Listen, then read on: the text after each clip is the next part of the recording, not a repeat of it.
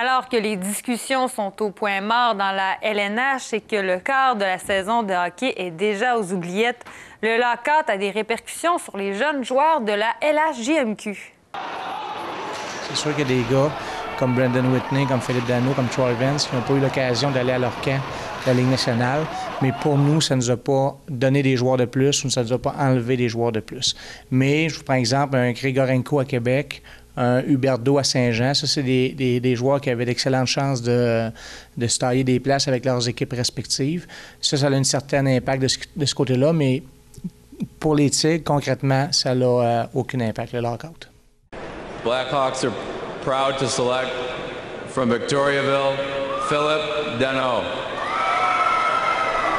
Recruté par les Blackhawks de Chicago, Philippe Danault n'a pas pu faire le camp d'entraînement et attend toujours le règlement du conflit. Je pourrais participer au camp de cette année si le lockout est fini.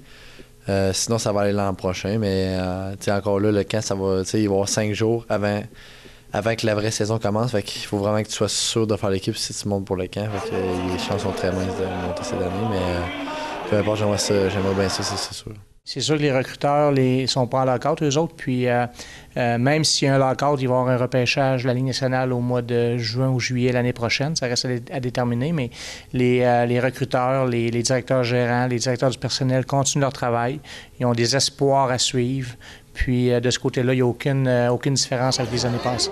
Si c'est vrai que le malheur des uns fait le bonheur des autres, certains trouvent des avantages à la discorde. Ça a un impact positif, je pense, au niveau des foules, au niveau aussi de l'engouement. Les gens qui sont des amateurs de hockey à la base, qui n'ont pas la chance de voir leurs favoris ou les Canadiens, prenons par exemple les Canadiens à la TV.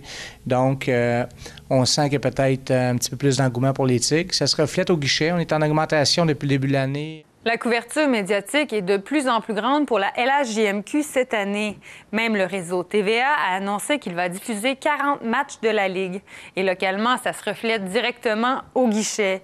Une augmentation a été notée par rapport à l'an passé.